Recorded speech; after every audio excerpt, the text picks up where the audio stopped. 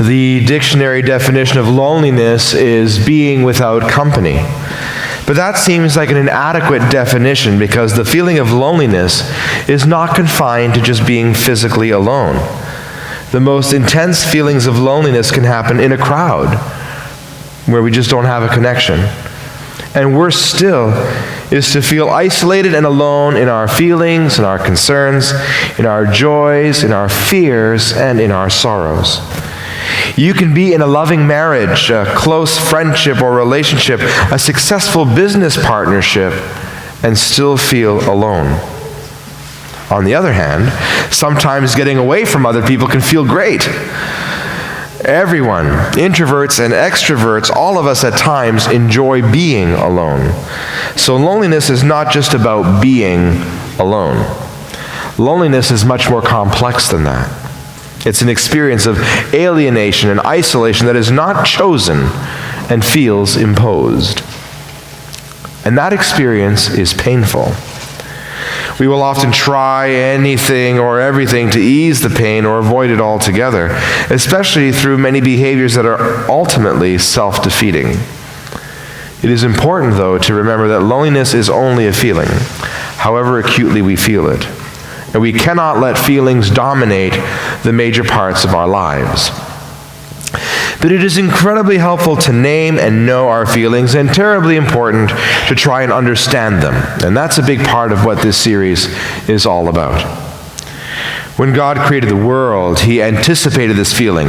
And that's why He said fairly early on that it is not good for man to be alone.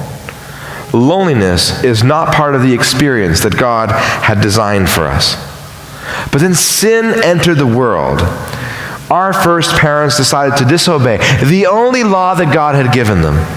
They put themselves at the center of things rather than holding God there. In Scripture, we can see very, very clearly that their sin in turn leads to alienation. And it does that in a threefold sort of way. Firstly, there is alienation from others. And this is obvious, right? We experience loneliness when we are separated from others, either physically or emotionally, against our wishes. Then there's alienation from ourselves. As a result of sin, we're just not comfortable in our own skin. We experience a loss of identity, and we experience shame. And then there's alienation from God. Of course, God is always present with us, but that doesn't mean that we will always feel His presence. Sin distracts and distorts and even confuses us there. Our loneliness is a reminder of our human condition, that we've got work to do. We all have work to do to restore relationships. And ultimately, Jesus came to help us out to do that and to make it happen, offering healing and wholeness by restoring and reestablishing our relationship with God, thereby making possible right relationships among ourselves and within ourselves. Today we're looking at the first tier that we talked about, the easiest and the most obvious way that we're lonely, and that is our alienation and our separation from one another. To guide our discussions today, we're looking at the 5th chapter of St. Matthew's Gospel, where we find Jesus' most famous sermon of all. It's called the Sermon on the Mount, at which at one point he throws out this challenge. For I tell you, unless your righteousness exceeds that of the scribes and Pharisees, you will never enter the kingdom of heaven. So, righteousness is a theological concept that's found in Judaism, in Christianity, and in Islam. The righteous person is judged or considered right before God in view of their morally right behavior, as judged by the religious leaders of whatever religious community you happen to be in. The scribes and the Pharisees considered themselves the most righteous people in all of Israel at that time. They were the religious professionals, the ultimate church people. It was their job to be righteous, which Jews would define as following the 613 laws of Moses. 613 laws of Moses, precisely and perfectly. They dedicated and organized their lives around those laws, which were both time-consuming and expensive to fulfill. So much so that as a consequence, the average Jew didn't even try, and they just accepted their status as being unrighteous. So imagine when Jesus tells his followers their righteousness has to exceed that of the scribes and the Pharisees. That was impossible. It was an astounding thing to say, and he meant it to be.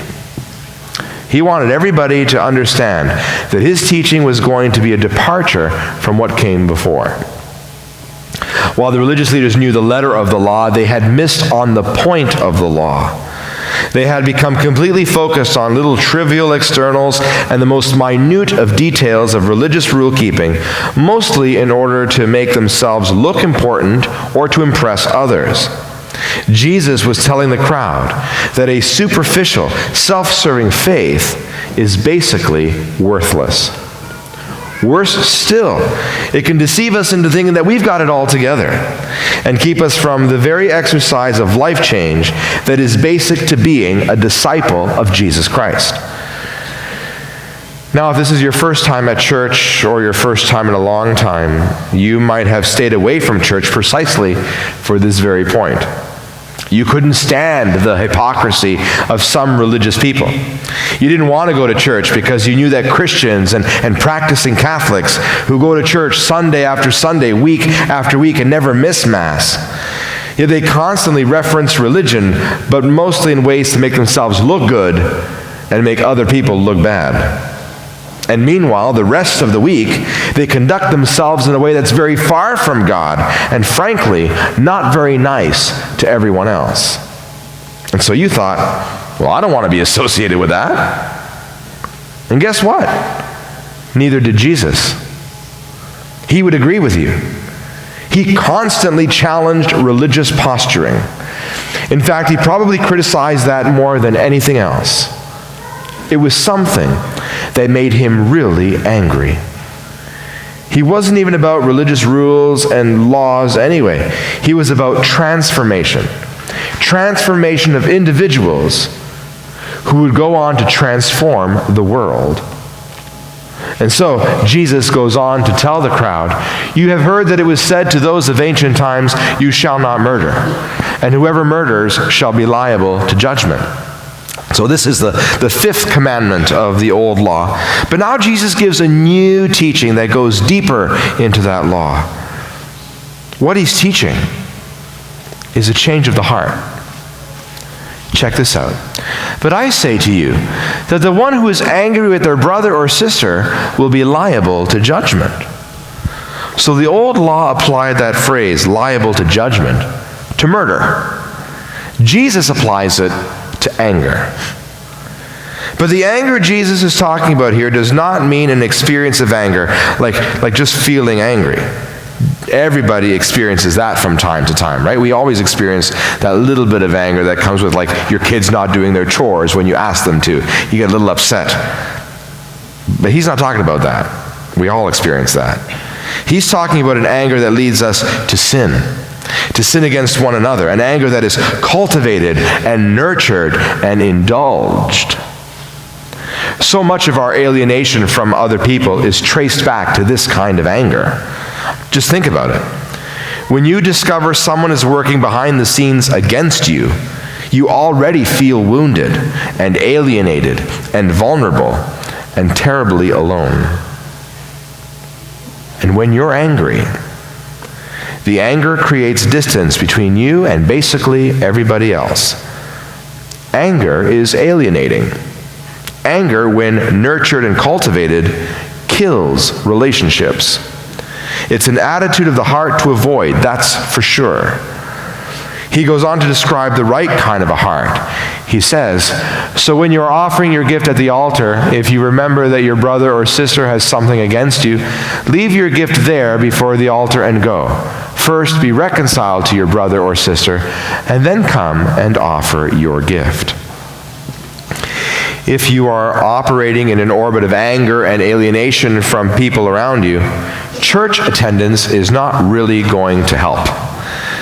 Jesus is saying that people with the right kind of heart make restoring relationships a priority.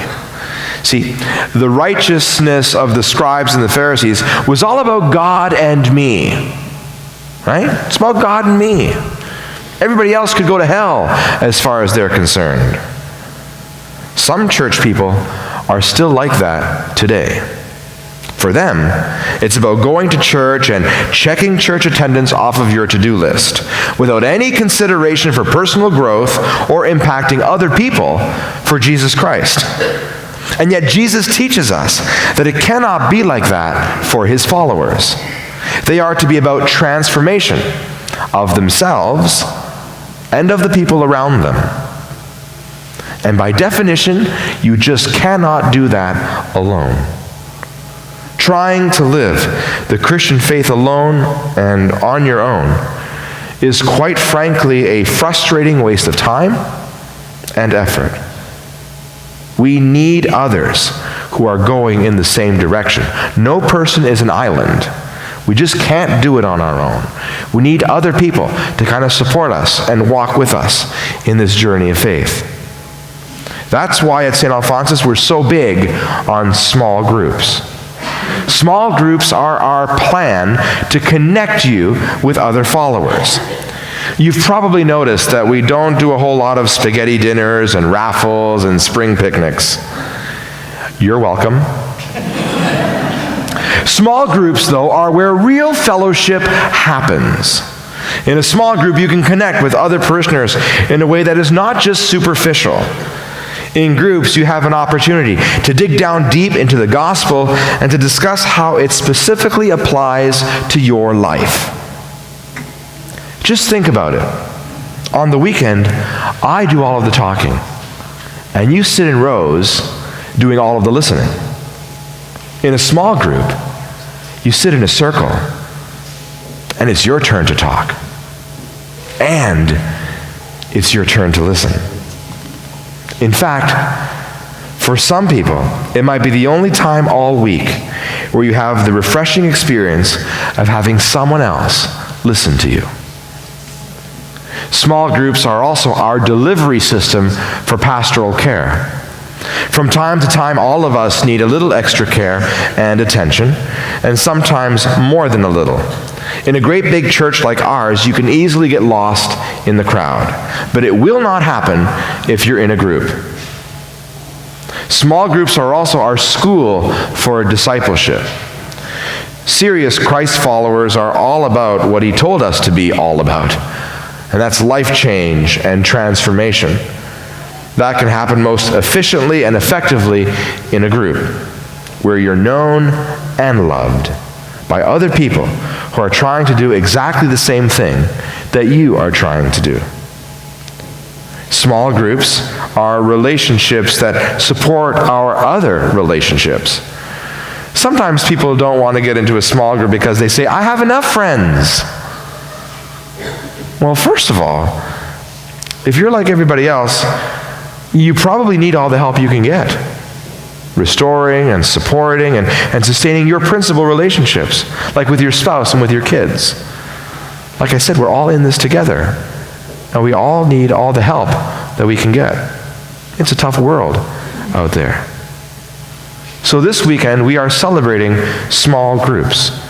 You can sign up on the way out of church today with our lovely leaders by the table in the narthex. We want you to get connected, but we know that it can be intimidating. So to make that easy and accessible, we are offering a 6-week limited commitment experience, partnering with our parishioners who are missionaries with CCO. You can give it a try for 6 weeks. That's it, just 6 weeks. We're calling it Just for Lent. Just for Lent is a 6-week small group faith study that invites you to encounter Christ through simple but challenging ways of looking at the gospel message. Whether you think Jesus is outside of your life, or he's a part of your life, or he's the very center of your life, your relationship with him will deepen through this process. I really do encourage you to give that a shot. They run on Thursday evenings after our 7 o'clock Mass throughout Lent. So be sure to visit stalphonsus.net and click on Just for Lent to sign up. Or, like I said earlier, you can sign up at the table at the back of the church. We want to make sure that we have enough books and snacks for everyone, so please sign up. That's it. It's always that simple. It's just conversation. Conversation that can change your mind and change your heart. Conversation that can change everything.